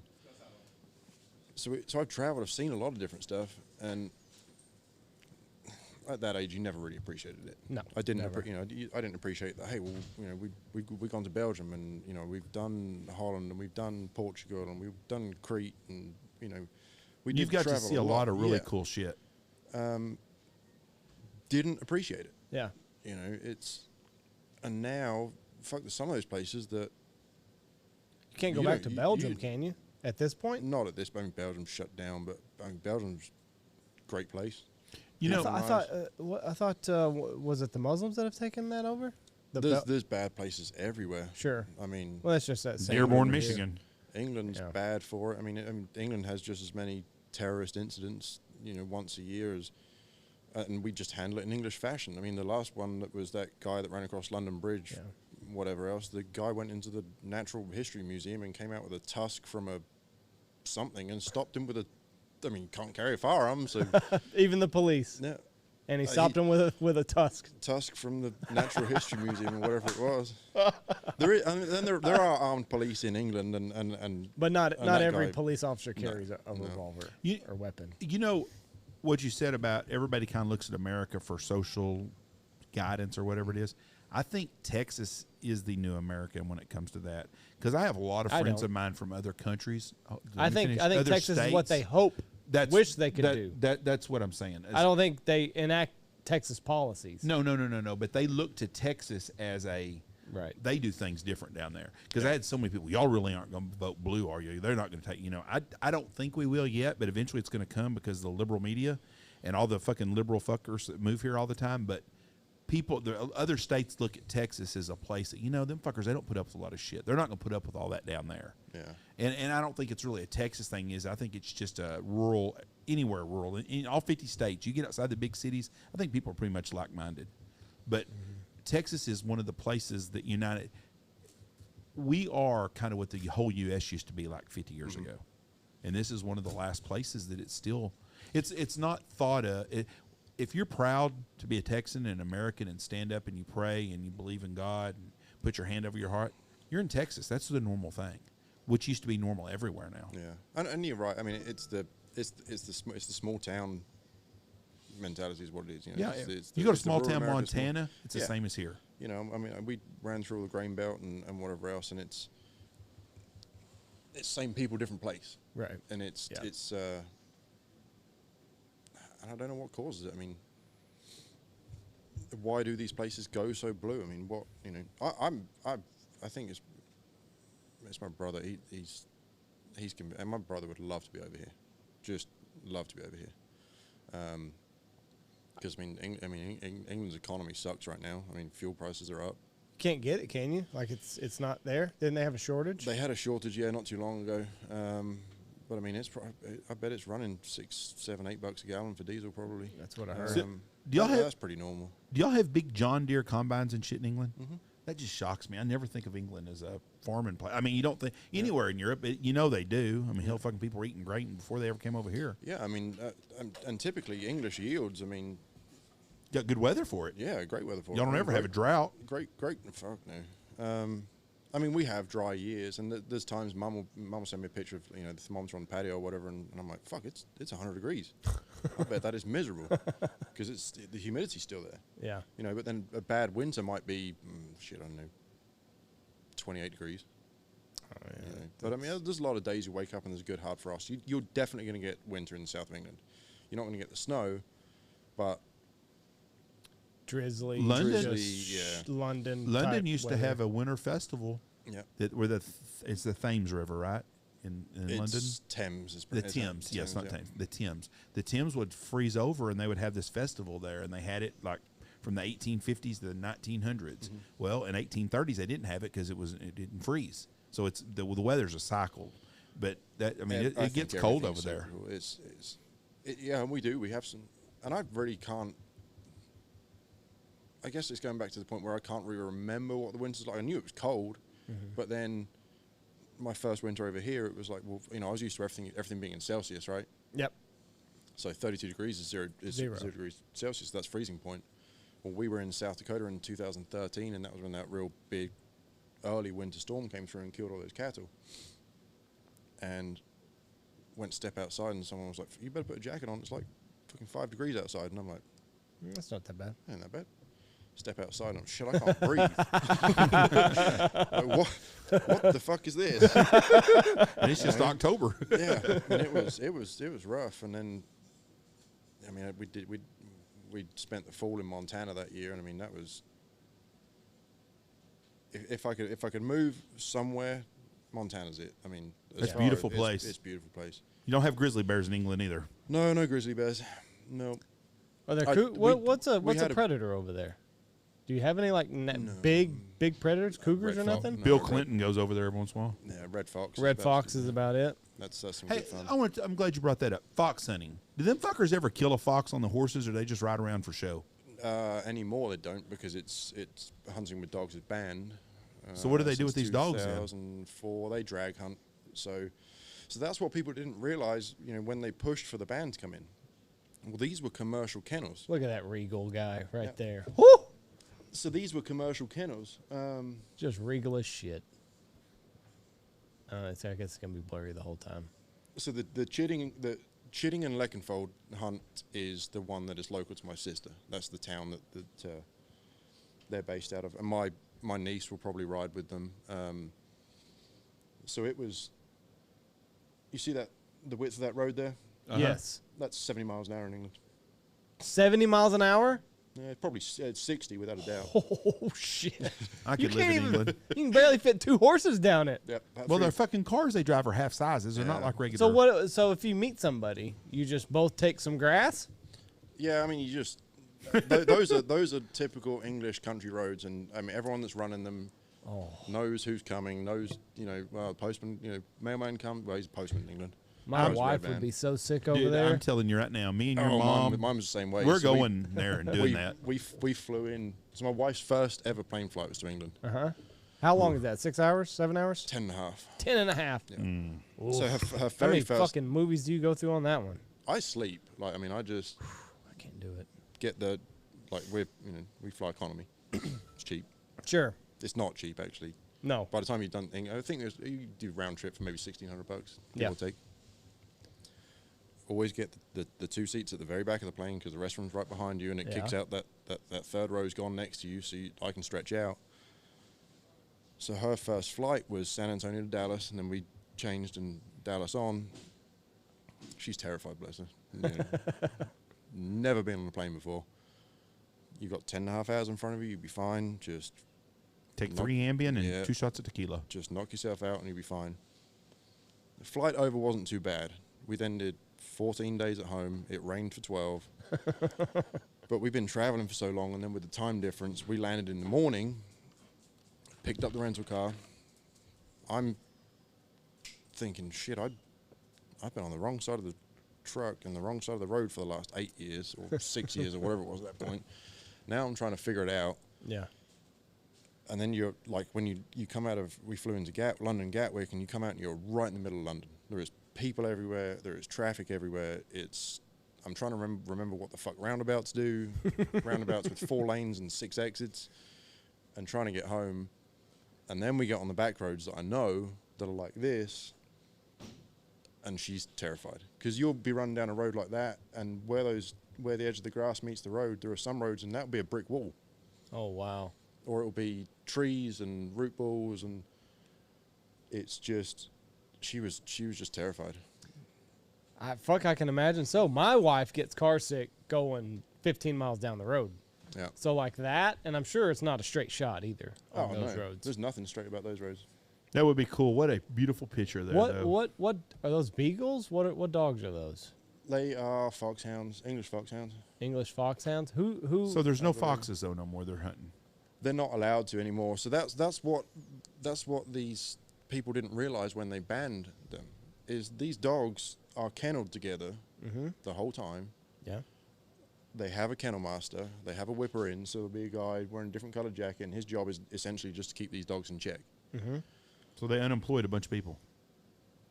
They unemployed a bunch of people, and they unemployed these dogs. Well, you don't feed a dog that is unemployed. You can't feed 100 hounds. Right. So you line them up out the back is what you do. Oh shit. Oof. And that's what they didn't realize. So All there's these- none all of this. these- There's none of this going on It anymore. does. They a lot of the hunts that survived, they don't physically fox hunt. They are drag hunting. So the day before or the morning of, someone will take a 4-wheeler and a scent. And So they they'll will kill a run it- fox somewhere else and then drag it all through the woods. Yeah. Yeah, So it's still the same outcome. So the people but they're just, not legally fox hunting. Right. So Like, the they people just can't. lined up these dogs and just I mean, there was lots of places they were euthanized. Every estate had dogs. I mean, that was a big thing. Pheasant hunting and the fox hunting. And That was fox control back in the day. I mean, because those dogs will go wherever that fox goes, and Yeah. those horses, and they there's a lot of landowners that will now say, no, I don't want the hunt running through my property, but they would just jump fences and gates and, you know. At away then, they though, go. everybody, you know, if you got in your hen house and killed your hens, you were out of business. Your egg business, your butter, or whatever, not butter, but just whatever it was. These people were self-sufficient. So there's a hell of a posse right here. Like, who kills the fox? Like, do the dogs kill the fox and Yep. then they just pick up the fox?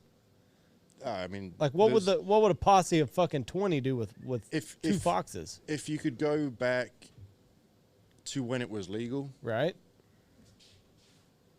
that guy right there is probably the hunt master. The dickhead up front. Yep. He's essentially controlling the day. Uh-huh. But those hounds are going to get on a scent, and they're going to do what those hounds want to do. Right. And that is run it down and kill it. So basically, rich people would just ride a horse along just for Everyone the fun. else is there for the cross-country ride, is That's- what it is. yeah, Oh, essentially. Okay.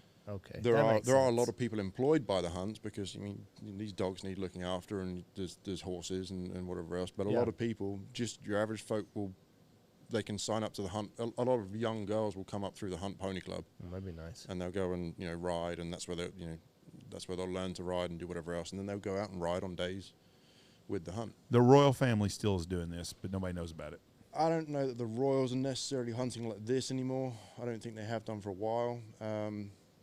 But it's impressive to see because, like, when they would go through Petworth, which Petworth is a very old English town, still a walled town, the whole town stands still for that moment in time. Yeah. I would love mean, to see there's something like there's that. cars everywhere. There's horse trailers everywhere. The People hound- taking pictures. The hounds are Yeah. baying. The horses are everywhere. I mean, thousands. Like, so Christmas Day, the day after Christmas Day in England is Boxing Day, Yes. and that's when a traditional hunt. The Boxing Day hunt. is a hunt day? Yeah, they Okay, would. that's interesting. It's very traditional. Everyone goes out and watches the hunt on Boxing Day. Whether you are hunting or not, you just go and see it because it is such a big sight to see. So there's thousands of people out there. 10 million people live in London, let's say. 9,900,000 of them have no clue about any of this stuff anymore or participate. Where back in the day, it would have been a big thing. Yeah. That's crazy. We've killed our tradition. The south of England is very diverse in that respect. It's been interesting talk. So, let's go back to my ensemble. Now, I understand. So, like, obviously it wasn't like traditional garb because it was kind of checkered. But what else did you said? I had something else was wrong with it. The shoes, right? No, I mean,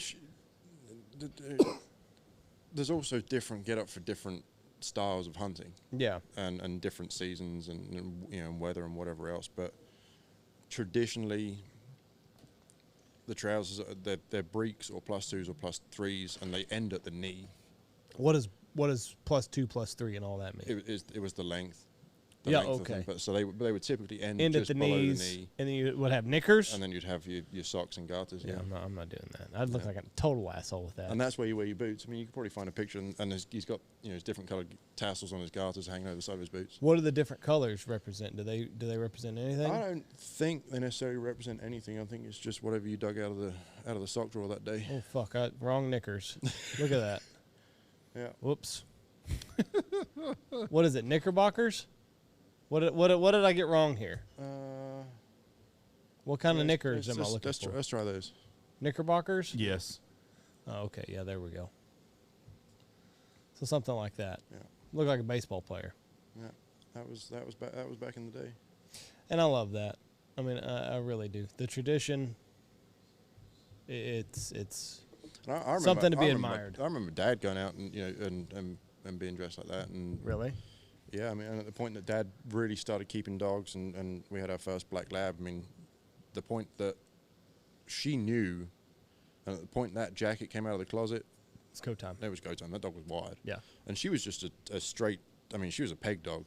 Like she stood on that peg with Dad, and she just retrieved the birds that he shot. And she might only pick up 5 birds a day because on these big commercial hunts, there'll be someone that is there with a team of 10 dogs purely to pick up these birds. Right. Because you start shooting 400 or 500 birds a day over the course of 4 or 5 drives. I mean, you're picking up 100+ birds Yeah. each one, and it's fast and furious. I mean, it really does get to the point where it's like, well, I'm worn out. Like, can we break for lunch or? So is there field hunting over there like there is over here, or is it all kind of like the marshes and the sloughs and sea? For waterfowl. For waterfowl, no. I mean, you can hunt them. You're not typically going to find ducks. I mean, you're typically going to find ducks anywhere there's water in England, pretty much. The geese will get on, around where I grew up, there was a lot of sweet corn grown and corn silage and whatever else, and the geese would really get into there. And it's all big honkers. I mean, big Canada geese. The big ones. We get a lot of Brent geese down that way. Y'all shoot the grey lags too? Yep, grey lags. Pink feet don't come down that far south. I've never set eyes on one. There's very, very few. There's a very small population of white fronts, and even then, you've got to be up on your bird ID because you get the Greenland and the. Oh, is it the green? I'm going to fuck this up too. Well, there's the two breeds of white front that make it to England. Right. Only one you're allowed to shoot. Oof. I'd fuck that all up. You know. So if there was one thing that you could bring over, it could be socially, economically, politically, whatever, from England to the United States, what's one thing that you think England has right and that the United States is maybe missing out on?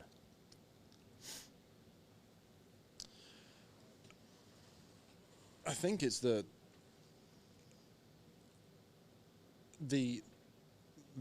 availability of hunting in England. If you really want it, it's there.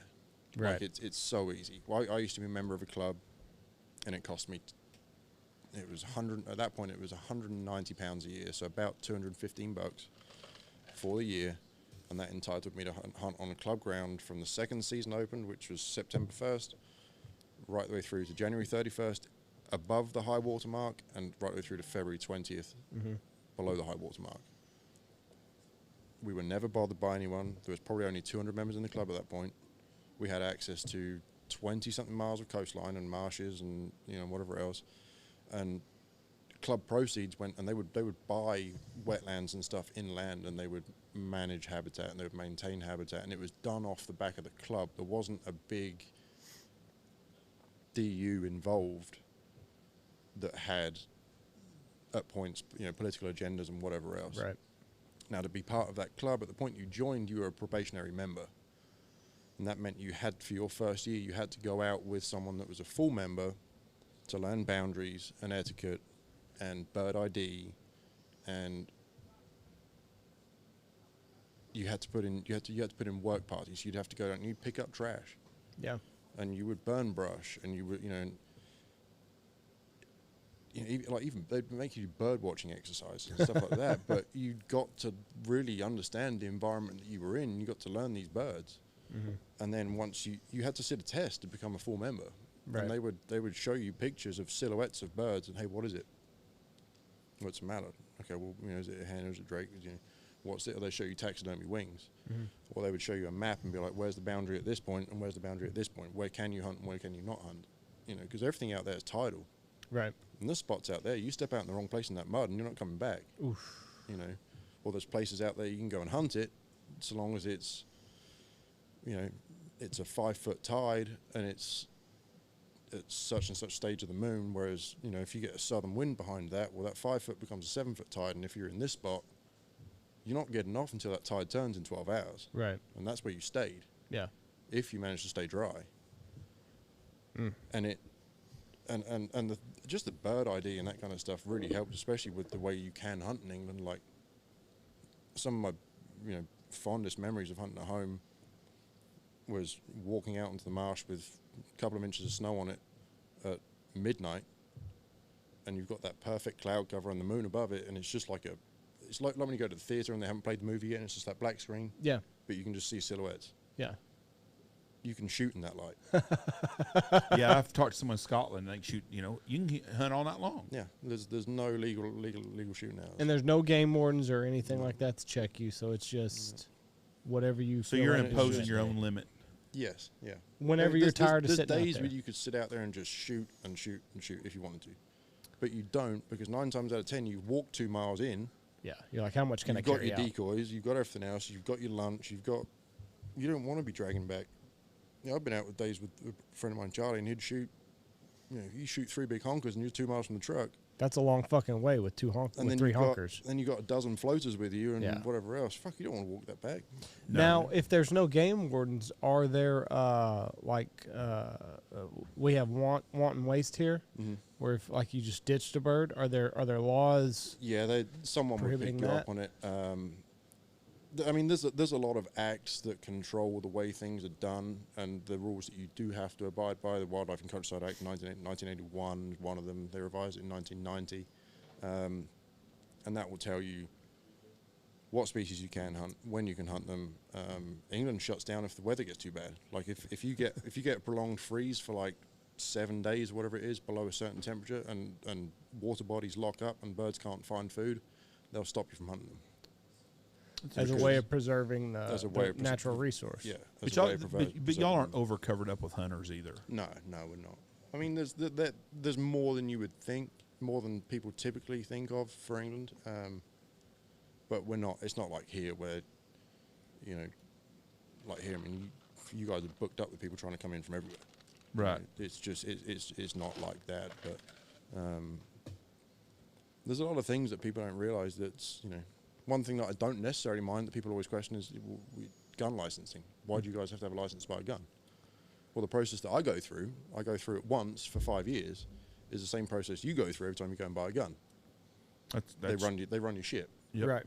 Yeah. The only difference is the police will, when they do run your background check initially, it goes to your doctor and he signs off saying yes, he's of sound mind. Mm-hmm.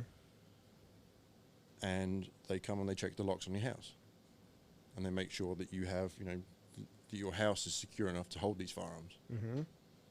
Once that's done, they sign off on you and you get your license through, and it's good for 5 years. You go into the gun store and hey, I want that one, and they go, yeah, sure, there it is, and they serial number down on your license. And See, I don't want the doctors being involved. There's a bunch of dipshit doctors. Well, yeah, there is. But I mean, a lot of these things. That's what's interesting. We've not seen any mass shootings lately. Boy, you just fucked up. But how? I mean, They now had 2 this weekend. where shootings? Tacoma Mall and in Raleigh, North Carolina at a mall. They had How one many? in, 5 or 6. Yeah. Well, I mean, what are we considering a mass You shooting gotta now? listen. If it's gonna be a mass shooting, in the teens at least. Okay, well, I don't think we had enough. They had a shooting in Nashville the other night. They had That's just a crazy person. But what do you, okay, what do we okay, but call you don't somebody want the a mass doctor. You don't shooting? want the doctors involved. So No, I don't. So what process would you like to see in place? The get one rid- that we've got. What, are you asking me what we should do about Yes, gun yes, control? I am. I don't think there's an answer to gun control. I don't think taking guns away is the answer. Nope. And I don't there's agree with that and either. I don't think the doctor being involved. There are some crazy fuckers that don't need to have no guns. I agree. The biggest problem we have is we have too many people on fucking pharmaceutical drugs in this country. So should that be a prerequisite? Oh, no, I think they you're should- if you're on a certain amount of medication. No, I'm saying what we need to do is fucking cut back on people that are on fucking ADHD medicine, Adderall, and all that shit. Okay. I think that's our problem. We have too many fucking kids that are on that shit. Probably that dipshit that I had dinner with last Yeah, night. probably so. I don't think there's an answer for it. I don't have an answer for it. It's like healthcare. I don't think there's a common sense answer. There's a lot of common sense answers to a lot of things in our country. Trade is one of them that's common sense. Healthcare is expensive. Healthcare is ridiculous. Free in England. Big pharma, but is it as good as healthcare? No, I don't think it is. In fact, so a lot of doctors will, like my mother had a couple of procedures done, and you go through the NHS. So at most you're going to pay, that's like $8.50 a month for your prescription. Okay, so that's what you're going to pay. But doctors are free and whatever else.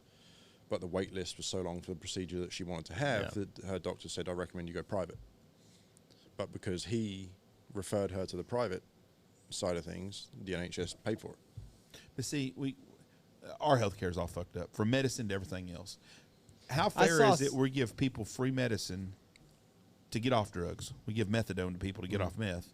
But if you have diabetes, you have to pay for your insulin medicine. Well, fuck. No, If it's all about, if we're all about healthcare, let's do what's good for people. There's not an answer to that. There's not an answer to gun control. I don't think the government needs some doctor telling me I can or can't do it, because not all doctors are good doctors. We have some fucking quacks out there. Could you get a second opinion? I wonder. I don't know. If one guy says no, I do like the fucked up in idea. the head. If I went every 5 or 10 years and they gave me a card and said, "Hey, Jeff can buy whatever guns he wants," and I could go to Academy and buy me a gun and swipe my card, and they say, "Oh, okay," boom, and you walk out the door with it. Instead of each time having to do the because same. 99%. Which, I mean, Texas, that's just your CHL.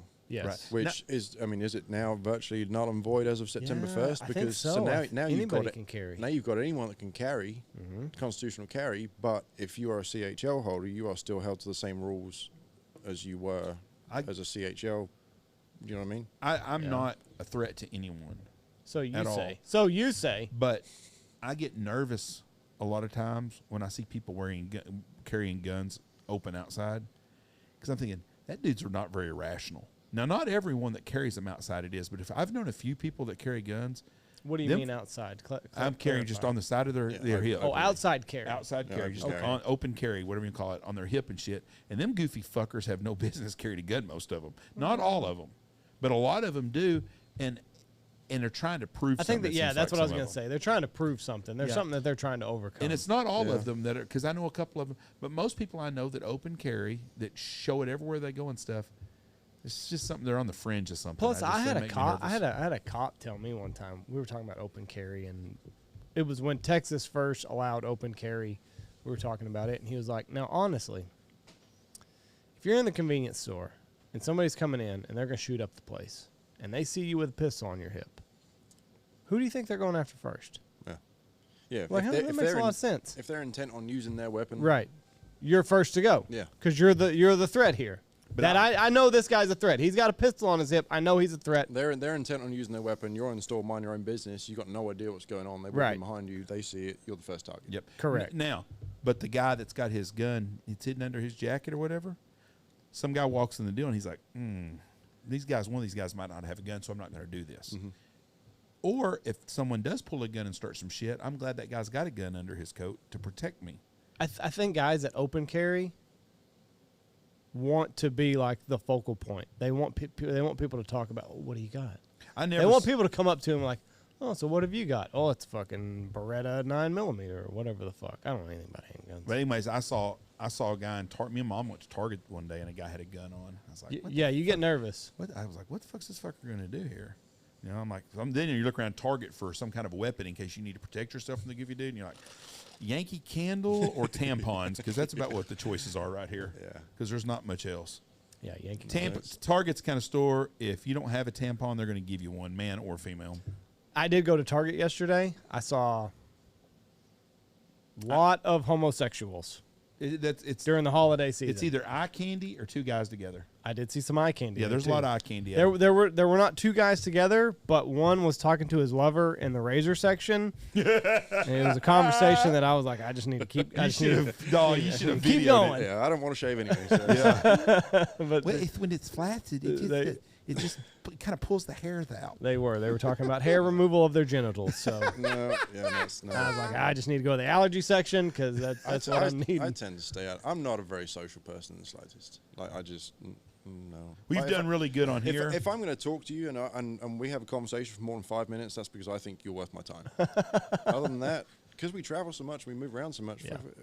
Chances are I'm not going to see you again. I go to the post office in Knox City, and I'm gone for hours at times sometimes. Yeah. Michelle will be like, who'd you run into? Oh, that asshole I don't like. And you talk to him for an hour? Yeah, well, what the fuck? We had some shit to talk about, I guess. Yeah, there's people tell my wife, they're like, is your husband okay? Just like, I mean, chances are he just probably doesn't like someone here, and so he's just not a guy. He's not just going to give you mental. the time of day. You know, I mean, all started at the Houston Stock Show at the life's Crown fucking Plaza. short anyway, so I just no sense to surround yourself with people you don't like. No, that's exactly. I'm with you 100% there. And I mean, I had the opportunity to start life again. You know what I mean? Down to everything. I mean, my social security number was fucking generated in April 28, 2013. Like, I had a credit score of 0. I fucked one up at home, and I come over here and got a new one. Well, now I got a chance. Now I know what not to do. You know what I mean? Start again. There are people right now who are just going like, "Fuck it, we're moving to England. We're going starting to over." England, and we're starting this bitch all over with. Because I mean, that's one thing I will say is everyone's like, "Oh, you married an American, right? So you're good." Fuck no. Well, what breaks does that give you? It doesn't give you shit. It doesn't give you anything. They pull you apart in those interviews. They want to know everything. Like they want to know financial background. They want to see text messages. They want to prove that this is a true relationship. Unless you're Rodrigo and you walk across that fucking border, then we give you a check for $450,000. And it's expensive. Like, I bet we were $10,000 in by the time we were done. And that was, you try and do that at 22, 23 years old, and tough. She And married your like stepbrother. if you get gifts or anything like that, they want to know, well, okay, well, who supplied the money, and who did this and who did that, and then you go in and you sit down across from that one guy, and your whole life is riding on this guy's decision. Yeah. And he goes, well, why do you have 4 driver's licenses in here? Like, this one didn't expire before you got this one, and that one didn't expire before you got that one. Well, we moved. That's what I'm supposed to do. and by right? law, you have to. Yes. Within 30 days. Yes. Yeah. Well, I have to do it within 10 days. As a green card holder, I have to notify Homeland Security within 10 days of where the fuck I am. Yeah. And then he wants to question you on it, and all he's doing is trying to catch you out. And we walked in and sat down, and he didn't even bother looking up. And he looked and he went, "You see the pile of folders right there?" "Yes, sir." You see those 2 folders right there?" "Yes, sir." "Those 2 are allowed to stay. That stack there that's 3 feet tall, they're not allowed to stay." Ooh. And you just go, Oh shit. Now is your wife in with you at this time, or is it Yeah. just you and along with no, him? they bring you in and start, Both of you And to make sure it's a. and they want to know, hey, well, when you first met, what was her cell phone number? Oh shit. Who makes coffee in the morning? What color are the curtains in the kitchen? You know though what you're saying. If they did it to everybody, I'm okay with that, because they were making sure you were legit. Yeah. And I've got no problem with it. Make sure but do it to everybody. Yeah. Don't let someone just get a free pass because they're from Somalia Yeah. or wherever. Everybody should have the same fucking rules. And if they did that, the little lady, Ilan, whatever the chick's name in Ilan Minnesota, Omar. she wouldn't be fucking here anyways. You know, she was married her brother to get across or whatever the fuck it was. It's bullshit. Everybody should have the same rules and standards. It's a good system. It weeds out people that are trying to fool the system. Right. Not those that are trying to skip the system entirely. It weeds out those that are trying to fool the system. Yeah. And it weeds out those that are trying to come across and be a warden of the state. Like, we had to provide so much financial documentation to prove that my 22-year-old wife has made, it was something ridiculous, like $44,000 for the previous 3 years. What's that got to do with anything? To prove that she's financially stable enough to look after me, and that I'm not then going to rely on the state or the federal government to look after me. Come over here and get on welfare. When the fuck has that ever been a prerequisite over here? You look at it, half the people that come over here are on welfare. But legally, that's the way that they should do it. Like, we had to provide all these Because bank they're statements and telling tax people records. when they cross the southern border how to apply for welfare whenever they get over here. Yeah, But it's the difference in It's the they're difference from between- England. It's the difference between immigrating and applying for asylum. That's right. What a And fucking mess. he's coming That's from another thing that we he's need to coming from figure out. England. You know, that's not it's he's going to come over here and he's got common sense, and I'm assuming you're probably not going to vote for Joe Biden, and they know that. Yeah. And that's why they don't want to do that. They want someone that's going to vote for their guy. That's the other thing that does suck is, we work hard. We do. We are on the road just the whole time. All the hours you can imagine working. My wife works with me. She's an absolute trooper at what she does, and I mean she works in a male-dominated industry. Yeah. As a heavy equipment operator, and is damn good at what she does. We work all this time. I'm affected by everyone else's votes, but I can't vote. I can pay as much. I'm Even even No. now? Even not now. You're not allowed to vote? I'm not allowed to vote. Really? No, because I'm not a citizen. You're not I'm a a green natural card- born citizen. Yeah, I'm a green card holder. I'm not entitled to vote. So I But once you cannot- become a naturalized citizen, then you can Yes. vote. Okay. So as it stands right now, I can't vote. I'm affected by everything that goes on. You pay. Yes. You pay your taxes. You pay your taxes, and we've been fortunate enough to land good paying jobs, and I am certainly not qualified to do Yeah. a whole lot of shit. Like, I am destined to break my back to make the money that we make. Yeah. And that's the other thing. The jobs are out there. If I can come over and find a job that makes that keeps me comfortable and allows us to pay into to retirements and whatever else, everyone else can do it. Sure. And it fucking drives me nuts. Like, if there's one person that an immigration system is going to piss off, it's the guy that fucking did it right. Yes. I've heard so And many it's- people say that. It's You know? just it's frustrating, and you can't I don't know. I could go off on one about that. All right, we got to get off here. We I gotta things go get to my do. kid. You've got stuff to do. We appreciate you being Yeah, on here, thank Joe. you very Look much. forward to having you for a couple more days. And Fingers crossed we shoot a little bit better tomorrow. yeah, Bob's your uncle. Bob's your uncle. Bye, everybody. Thank you very much for that.